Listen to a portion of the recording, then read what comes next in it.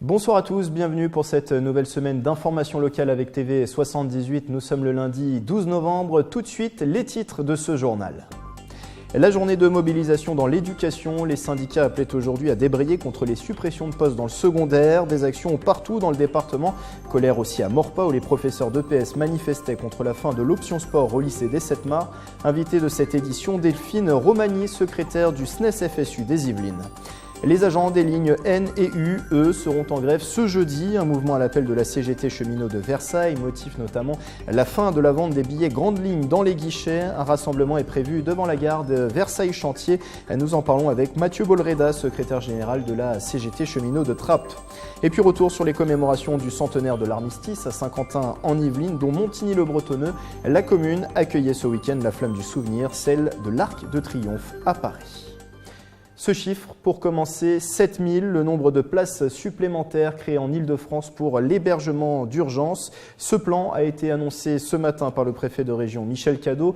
Davantage de lits ouverts grâce au réquisitionnement de locaux d'anciennes casernes, lycées ou encore locaux municipaux. Le dispositif des maraudes sera également renforcé, tout comme le numéro d'urgence 115 que l'État souhaite voir fonctionner 24 heures sur 24 et 7 jours sur 7. Dans le cadre de la journée de mobilisation nationale dans l'éducation nationale, une manifestation s'est déroulée à Maurepas. Les professeurs d'EPS du lycée des Sept-Mars se sont rassemblés cet après-midi. Ils protestent contre la fin de l'option sport prévue par la réforme du bac. Reportage de Manon Varaldo. L'enseignement d'exploration EPS en seconde et son prolongement en cycle de terminale sont enseignés au lycée Les Sept-Mars de Maurepas à plus de 100 élèves chaque année. Mais les nouveaux textes officiels des programmes du lycée et du bac font disparaître l'enseignement. Conséquence, les actuels élèves de seconde ne pourront pas poursuivre l'enseignement suivi cette année. C'est totalement méprisant pour les enseignants puisqu'on nous impose maintenant des programmes qui sont infaisables dans les horaires impartis, avec des choix de programmes qui sont fortement contestables. Les élèves ont porté des t-shirts verts couleur de l'espérance et se mobilisent pour garder cet enseignement avec 5 heures en seconde et 4 heures en première et terminale. Ça aurait pu permettre à plein de jeunes de pouvoir, comme moi, se défouler et comme moi pouvoir s'exprimer dans d'autres matières que dans les matières où il faut forcément apprendre. Des parents sont venus soutenir les professeurs d'EPS lors de cette manifestation. Le sport pour moi ça fait partie, c'est une grande conviction des choses très importantes de la vie, de l'évolution et ça serait vraiment dommage de sacrifier cette spécialité qui en est une actuellement. Cet enseignement est implanté depuis presque 20 ans dans l'établissement. Les professeurs d'EPS espèrent interpeller le ministre de l'Éducation Jean-Michel Blanquer afin d'obtenir des moyens pour recréer un enseignement optionnel. Pourquoi dire qu'effectivement il faut lutter contre l'obésité, contre la sédentarité et au final des actes qui sont tout contraires. Les professeurs, parents et élèves souhaitent que l'ancien enseignement d'exploration et de complément implanté dans plus d'une centaine d'établissements puisse se transformer en enseignement de spécialité afin de poursuivre le travail engagé. Et pour parler plus largement de cette journée de mobilisation dans l'éducation nationale, Delphine Romagny, bonsoir. Bonsoir. Vous êtes la secrétaire générale du SNES-FSU des Yvelines. C'est le premier syndicat des enseignants du second degré. En plateau avec nous également Mathieu Bolreda, bonsoir. Bonsoir. On parle avec vous juste après d'une autre mobilisation, celle des agents des lignes N et U. Ce jeudi, vous êtes le secrétaire général de la CGT cheminot de Versailles. Alors Delphine Romagny, on commence avec vous. Grande journée de mobilisation donc aujourd'hui dans l'éducation nationale. Il y a eu également, on l'a vu, cette mobilisation des professeurs d'EPS à Maurepas sur un sujet plus précis, celui de la fin de l'option EPS. Ça traduit quoi? C'est un climat délétère aujourd'hui chez les enseignants? Oui, tout à fait. Je crois que ça traduit la colère des enseignants suite à un certain nombre d'annonces et en particulier l'annonce de la suppression de 2650 postes d'enseignants dans le second degré pour la prochaine rentrée. C'est ça, donc environ 3000 postes qui ont été annoncés, ça c'est par Jean-Michel Blanquer, le ministre de l'Éducation nationale. Ce budget de l'Éducation nationale que vous dénoncez, il est étudié par l'Assemblée nationale ce mardi, demain, et c'est une première aujourd'hui, c'était l'ensemble des syndicats des enseignants qui se rassemblaient, ça c'est une force pour peser dans la balance? Oui, alors tout à fait. On a une intersyndicale large. C'est effectivement de mémoire du jamais vu depuis une bonne dizaine d'années. Depuis 2011. Ouais, voilà. Donc ça fait un petit peu moins 7 ans. Et effectivement, je crois que c'est à la mesure de la colère et de l'exaspération des enseignants qui étaient dans la rue aujourd'hui. Le ministère de l'Éducation nationale a annoncé moins de 14% de grévistes. Le SNES-FSU, lui, table sur 50% au niveau national. Il y a forcément toujours une différence entre les chiffres. Dans les Yvelines, est-ce que la grève a été suivie? Qu'est-ce que vous avez pu constater? Oui, alors la grève a été suivie. Donc au niveau plus large de l'Académie de Versailles, on est à une trentaine de pourcents de grévistes, avec des établissements qui localement peuvent être très mobilisés. On avait 68% de grévistes au collège Philippe de Champaigne du Mesnil-Saint-Denis, plus de 50% au collège L'aîné Nuffard de Bréval, 47%, presque 48% au lycée Jean Monnet de la Queue-les-Yvelines. Alors si on revient justement sur les motifs de cette mobilisation, 3000 postes environ qui seront supprimés, quelles conséquences concrètes cela va avoir d'avoir ces suppressions de postes? Alors les suppressions de postes vont avoir une conséquence directe évidemment sur les conditions d'enseignement pour les professeurs et d'études pour les élèves. Donc c'est plus d'élèves par classe, des effectifs plus chargés, donc moins de temps pour chaque élève. Mais c'est aussi le résultat en particulier de la réforme Blanquer des lycées qui va conduire à un appauvrissement de l'offre éducative, puisque tout simplement nous n'aurons pas assez d'heures pour offrir toutes les options, tous les enseignements facultatifs, tous les dédoublements qu'on pourrait proposer aux élèves. Il y a notamment une option EPS qui est supprimée au lycée de Maurepas. Ça, c'est aussi une mobilisation qui a été suivie pour le SNES-FSU. Alors oui, tout à fait. Donc c'est le syndicat des professeurs d'EPS, le SNEP, qui fait partie de la FSU, qui était mobilisé. Mais en fait, la suppression de l'option EPS n'est qu'une des conséquences assez vastes de la réforme Blanquer, puisque c'est une conséquence de l'appauvrissement de l'offre d'options qui va être offerte aux élèves. Et cette suppression de poste, elle se fait dans un processus où le nombre d'élèves, lui, évolue, c'est ça? Il y a plus d'élèves, mais il y aura moins de professeurs?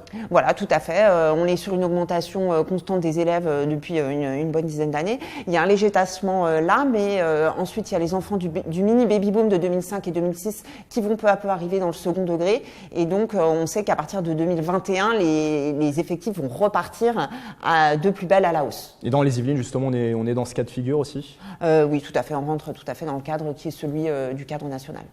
Alors pour expliquer cette situation, Jean-Michel Blanquer, de l'autre côté, annonce pour les primaires 1800 postes qui vont être créés d'après donc, le ministre de l'Éducation nationale. Pour lui, l'école primaire, je le cite, est la mère de toutes les batailles. Ce n'est pas là qu'il faut finalement allouer les budgets en premier plan vers la primaire. C'est pas votre avis ? Alors, tout ce que nous contestons, bien sûr, c'est très important le primaire et qu'il faut y mettre des moyens.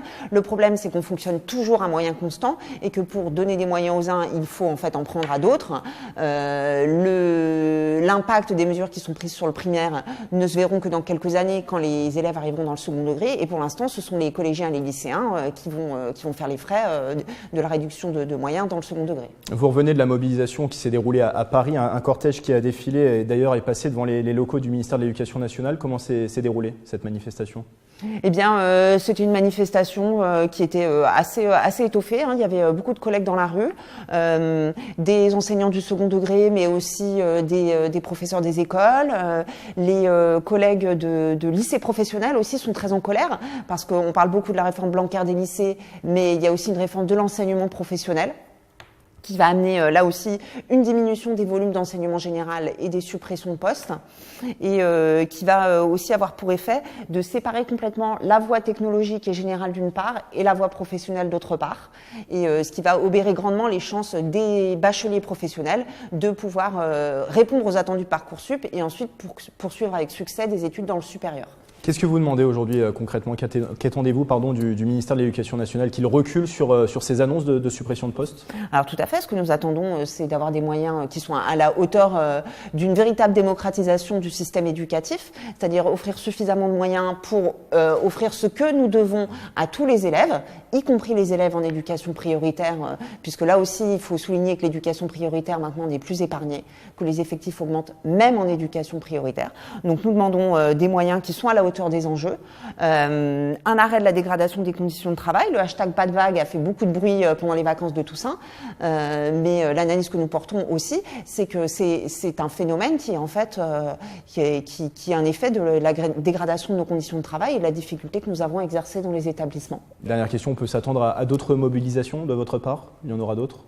Alors, il y aura une mobilisation fonction publique à la rentrée des vacances de Noël au mois de janvier, où nous espérons que nous serons avec nos camarades cheminots que nous soutenons. Merci Delphine Romani d'avoir été avec nous. Je rappelle que vous êtes la secrétaire générale du SNES FSU des Yvelines, le syndicat d'enseignants du second degré. Je me tourne vers Mathieu Bolreda qui est avec nous en plateau. Je rappelle que vous êtes le secrétaire général de la CGT cheminots de Versailles. Alors c'est une autre mobilisation sociale, un autre sujet. Les agents des lignes N et U du Transilien seront en grève ce jeudi. C'est à l'appel de la CGT cheminots de Versailles. Alors vous vous rassemblerez jeudi matin devant la gare des Versailles Chantier. On aura l'occasion de représenter les motifs dans un instant. Quel est le climat actuel dans les troupes des cheminots? On sait qu'il y a eu cette mobilisation perlée avant l'été. Là, un autre combat pour vos cheminots. Quel est le climat actuel dans vos troupes? Alors, ce ne sont pas mes troupes, hein. Je ne suis pas général. En tout cas, dans les cheminots. Je suis moi-même cheminot. Voilà, dans les cheminots de Versailles, en tout cas. Bien sûr. Non. L'état d'esprit, il est aujourd'hui effectivement combatif. Nous avions annoncé pendant cette grève qui a mis à jour les questions de service public, de service public ferroviaire aujourd'hui. Nous l'avions dénoncé. Cette loi, c'est une loi de casse du service public ferroviaire. C'est un plan social qui nous annonce. Et aujourd'hui, le gouvernement, après nous avoir dit avoir tweeté, nous avoir dit sur tous les plateaux que suite à l'adoption de cette loi, le niveau de service allait augmenter, que les prix allaient baisser, que ça allait être formidable, etc., etc. Eh bien, il commence à présenter la douloureuse partout. Il n'y a pas aujourd'hui une région, un département en France où il n'y a pas au moins un guichet qui ferme, une gare qui ferme au service commercial ou dans lequel il n'y aura plus d'agents d'accueil, qui devient un point d'arrêt non géré, voire une ligne carrément supprimée. Il y en a aujourd'hui dans tous les départements, dans toutes les régions. Tous les jours, c'est quotidien. Vous allez sur Internet et vous voyez effectivement ces annonces de trains supprimés, remplacés par des bus ou de guichets qui ferment. Donc aujourd'hui, il y a un plan social à l'échelle du pays, à la SNCF, qui est déclenché. On ferme les guichets partout en France. On fait baisser le niveau de service aujourd'hui et effectivement, l'état d'esprit des cheminots, c'est de défendre leur peau aujourd'hui, de défendre leur peau, de défendre leurs emplois, de défendre leurs conditions de travail et aussi de défendre le service public, un service ferroviaire au service du public, au service des usagers et donc c'est complètement lié aujourd'hui à la lutte contre les suppressions d'emplois. Et alors, vous manifestez jeudi, il y a un plan de suppression qui est prévu de 35 postes, la réduction, vous le disiez, de l'amplitude horaire des gares, l'arrêt total également de vente de billets grande ligne sur les gares au guichet aussi. Vous étiez déjà mobilisé en septembre, 150 personnes environ qui s'étaient rassemblées déjà devant la gare des Chantiers. La journée du 9 octobre a été une très grosse journée sur notre périmètre à Versailles. Il y en avait 150 manifestants qui sont retrouvés dans la gare de Versailles-Chantier, qui sont allés envahir les locaux de la direction de la ligne N, justement pour dénoncer ce projet. Donc vous l'avez rappelé dans les grandes lignes, mais je vous le dis très rapidement, ce projet, donc, à partir du 1er janvier prochain, vise à supprimer 35 postes d'agents commerciaux et d'accueil dans les gares des Yvelines, un peu des Hauts-de-Seine, mais aussi beaucoup des Yvelines. C'est des gares qui vont être désertifiées. Alors oui, le train va s'arrêter. Quand on parle de fermeture de gare au service commercial, le train va s'arrêter, les gens vont monter et descendre, mais ça va devenir ce qu'on appelle un PANG, un point d'arrêt non géré. C'est-à-dire que les soirs, les week-ends et parfois même tous les jours de la semaine, comme là, je prends l'exemple de la gare de Benne qui ne sera ouverte que le vendredi au service commercial, vous n'aurez plus de guichets ou plus d'agents d'accueil ou d'escale, d'humanisation, de sécurisation du site et de la gare. Donc c'est une réduction très importante du niveau de service public pour les usagers des Yvelines. C'est aussi l'arrêt total de toute vente grande ligne, c'est-à-dire de billets grande ligne dans tous les guichets des Yvelines. Et ça, il y a clairement une déshumanisation. Alors il y aura plus de guichets, on pourra plus s'adresser au guichet. Non, mais même si le guichet est ouvert, vous ne pourrez plus acheter de billets grande ligne. D'accord. C'est-à-dire que dans l'ensemble il faut que les gens s'en rendent compte là. Dans l'ensemble du département des Yvelines, à partir du 1er janvier prochain, il ne sera plus possible d'acheter un billet physique dans un guichet SNCF sur l'ensemble du département. C'est-à-dire que dans les gares, vous allez pouvoir acheter un froc, un parfum, un burger, des cigarettes, mais plus le billet de train. C'est le chemin de fer du 21e siècle, concrètement. Et pourquoi vous mobilisez à nouveau ce jeudi? Vous n'avez pas été entendu depuis cette mobilisation? Alors, non, on n'a pas été entendu. On déplore que des discussions même simplement puissent s'ouvrir sur le sujet. Il y a plusieurs élus qui se mobilisent aussi, des associations d'usagers, des partis politiques. Il y aura notamment l'association SOS Usagers. Donc cette journée du 15 novembre, de jeudi, qui est la continuité du 9 octobre, cette fois n'est pas seulement appelée par le syndicat, elle est appelée par Notre syndicat, CGT des cheminots Versailles, le CGT des cheminots de Trappes aussi, mais aussi par l'association SOS Usagers, qui est membre de la Fédération des usagers du transport public et des services publics, de monsieur Jean-Claude Delarue. C'est aussi appelé par le Parti communiste français, la France insoumise, les jeunesses communistes, les générations, les jeunes générations, le NPA. Et une grosse mobilisation autour de ce sujet. Une grosse mobilisation qui dépasse la question des cheminots. Je pense que là, c'est aujourd'hui les usagers à qui on présente la douloureuse aujourd'hui dans le département, sur le territoire, qui vraiment en ont marre. On a diffusé des tracts un peu partout, hein, dans les gares qui étaient visées, à Fontenay, à Villepreux, à Plaisir-les-Clays, à Trappes. La réaction des usagers, elle est unanime. Personne ne veut cette politique de déshumanisation des gares. Et tout le monde nous le dit. Ils payent leurs impôts comme tout le monde, ils payent leur carte Navigo comme tout le monde. C'est des usagers comme les autres. Ils ont le droit à un niveau de service public qui est censé être garanti par le contrastif. Je rappelle aujourd'hui, et moi je le dis, et je lance un appel à Madame Pécresse aujourd'hui, qui est versaillaise, qui est yvelinoise, présidente de la région Île-de-France, qui est présidente de la région Île-de-France et présidente aussi du coup du STIF, qui s'appelle aujourd'hui Île-de-France Mobilité, effectivement, en nouveau franc. Qui n'a pas répondu à notre courrier. Parce qu'on lui a envoyé un courrier. On a passé des appels aussi pour essayer d'avoir un contact avec Madame Pécresse. Elle est au courant de ce qui se passe aujourd'hui. Et moi, je lui lance un appel. Elle a signé un contrastif avec SNCF. Un contrat qui, dans son article 23-3, excusez-moi, c'est un peu technique, mais au moins tout le monde pourra le vérifier sur Internet. Dans son article 23-3, dit que la SNCF garantit, sur le contrastif, sur l'ensemble de la période, garantit le même nombre d'agents sédentaires dans les gares et les mêmes horaires d'ouverture des gares qu'au 1er janvier 2014. Donc moi là, c'est elle la patronne, c'est de l'argent public, je le dis aussi en tant que contribuable, c'est de l'argent public qu'on donne aujourd'hui à la SNCF pour garantir un niveau de service. C'est inadmissible qu'aujourd'hui, la direction de la SNCF, pour faire des économies, parce que c'est juste ça, c'est supprimer des postes, pour faire des économies, aujourd'hui ne garantissent plus le niveau de service qu'elle a signé par contrat. Et je rappelle, puisqu'on arrive déjà à la fin de cet entretien, qu'il n'y a pas de souci, que votre rassemblement est prévu donc ce jeudi dès 9h30 devant la gare des Chantiers. Voilà. Merci Mathieu Bolloré d'avoir été avec nous, et je rappelle que vous êtes le secrétaire général de la CGT Cheminots de Versailles.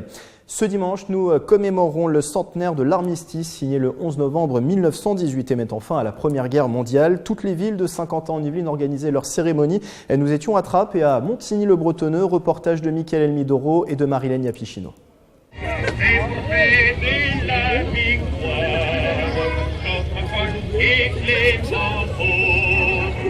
À Montigny-le-Bretonneux, les commémorations du 11 novembre commençaient dès le 10 au soir. La ville faisait partie des 35 communes de France à accueillir la flamme du souvenir de l'Arc de Triomphe. C'est émouvant et c'est impressionnant d'avoir la flamme. La flamme a fait un parcours dans toute la ville entre les mains d'un jeune et d'un aîné pour un devoir de mémoire intergénérationnel. Moi j'ai emmené mes filles là, de 6 et 9 ans pour qu'elles sachent aussi ce qui s'est passé. Et puis c'est important que ce soit un enfant, c'est bien, il faut transmettre notre passé à nos enfants pour qu'ils sachent ce que c'est que l'histoire de France, parce que c'est une histoire qui nous concerne tous, donc c'est important. Je crois que pour la ville de Montigny, c'est quelque chose qui va rester marqué dans les esprits de tous nos habitants. D'ailleurs, il n'y a qu'à voir, rien que déjà ce soir, combien ils sont nombreux.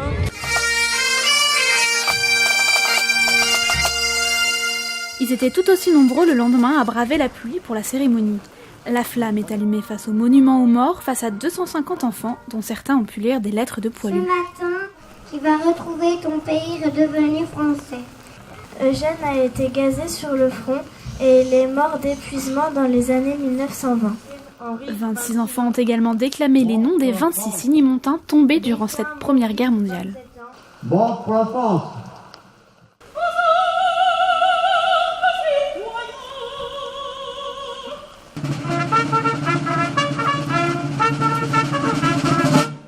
À Trappes aussi, le partage entre générations était de mise. De nombreux jeunes étaient présents et ont largement participé à la cérémonie. C'est important, oui. Surtout pour tous ceux qui ont combattu. Même pour nos petits-enfants, tout ça, ils doivent le savoir. Des commémorations pour se souvenir qui ont réuni les citoyens devant tous les monuments aux morts de France. Samedi, environ 700 personnes se sont rassemblées devant la mairie d'Elancourt en mémoire de Rachid, ce père de famille de 35 ans décédé la semaine dernière des suites de ses blessures. Il avait été frappé par 5 ou 6 individus lundi dernier devant le lycée des 7 Mars à Maurepas.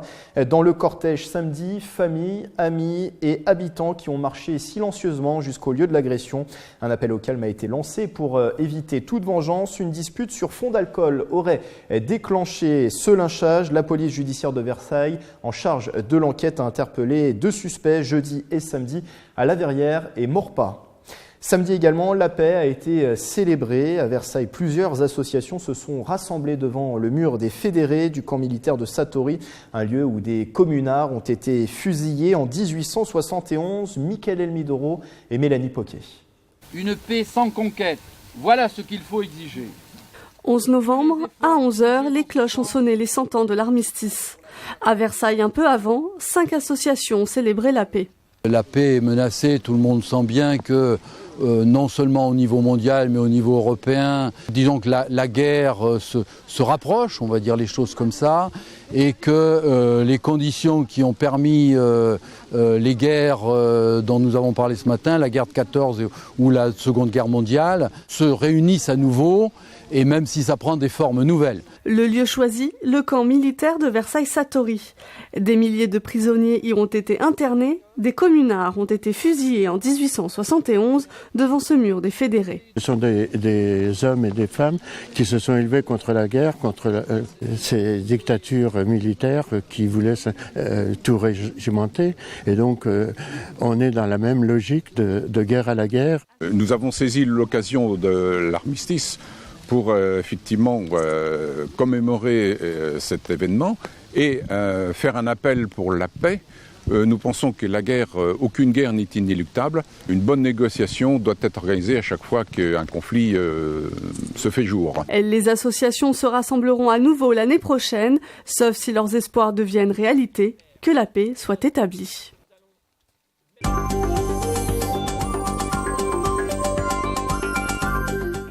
Le lundi, vous en avez désormais l'habitude, c'est la chronique sport de Mickaël Elmidoro. Bonsoir. Bonsoir Grégory. Notre journaliste sport de cette rédaction. On commence, Mickaël, cette chronique par du football. C'est ça. Avant de vous parler du match de Versailles contre les Ulysses en National 3, je vous propose de revoir cette action. On jouait la deuxième période de cette rencontre et c'est le moment qu'a choisi un joueur des Ulysses pour commettre cette faute. Regardez Grégory, les 2 pieds sont décollés, c'est par derrière. Le joueur sera évidemment expulsé. Est-ce qu'on appelle un attentat dans le jargon, on peut le dire? On peut le dire, je vous l'autorise en tout cas. Un rouge logique, on n'aime pas ce genre d'action, on préfère voir le vrai football, la technique, Mickaël. Est-ce que cette expulsion a eu des conséquences sur le résultat? Et non, cette expulsion n'aura finalement pas avantagé à Versailles, 4e match nul de la saison. Ce samedi 10 novembre, les Versaillais n'ont pas réussi à forcer le verrou défensif des Ulysses lors de cette 9e journée de National 3. Score final 0-0 malgré une nette domination des joueurs de la Cité Royale. On écoute les réactions. On a bien maîtrisé le jeu, on a eu beaucoup d'actions. Le problème c'est qu'on manque d'efficacité, c'est ça le problème. Mais sinon dans la maîtrise du jeu, on a été là, on a eu possession de balle, les actions. C'est juste le but qui manque pour gagner. On a le sentiment d'avoir fait le maximum pour pouvoir forcer la décision en notre faveur. Mais il nous a manqué un petit peu ce brin de réussite, ce dernier geste là, qui nous aurait permis d'ouvrir le score et je pense de gagner ce match. Si l'attaque reste perfectible, la défense de Versailles rassure. L'équipe n'a encaissé que 5 buts en 8 matchs disputés cette saison. Une bonne défense qui pourrait permettre à Versailles de passer au 8e tour de la Coupe de France. Les Versaillais sont opposés ce dimanche 18 novembre à l'AS Dragon, un club polynésien au 7e tour de la compétition. Il y aura un certain Marama Vairua sur la pelouse. Il a 38 ans aujourd'hui. C'est les belles heures de la D1, ce qu'on appelait la D1 à l'époque, qui est aujourd'hui la Ligue 1. Ça ne nous rajeunit pas, Mickaël. Non, pas du tout. Alors également ce week-end du rugby. Ah oui, exactement. 2 résultats. Tout d'abord, dans le championnat de division honneur, Versailles est toujours invaincu. Les joueurs de la Cité Royale se sont imposés 23-3 sur le terrain du Clermont Rugby Club et réalisent donc un début de saison parfait avec 5 victoires en 5 matchs. Au classement, les Versaillais comptent maintenant 24 points et s'envolent au classement. Ils comptent 5 points d'avance sur Montesson. Prochain match dimanche prochain sur le terrain de Lagny. En Fédéral 2, l'équivalent de la 4e division nationale, Plaisir à réaliser le gros coup du week-end. Les Plaisirois ont battu ce dimanche à l'extérieur Chartres, 6e du classement. Score final 19-17, une performance qui permet aux Yvinois de remonter à la 10e place du classement avec 13 points et de s'éloigner un peu de la zone de relégation. Prochain match dimanche prochain à domicile contre l'équipe du Reux. Merci Mickaël, plein d'autres résultats encore dans votre 7-8 Sport. C'est à suivre juste après ce journal.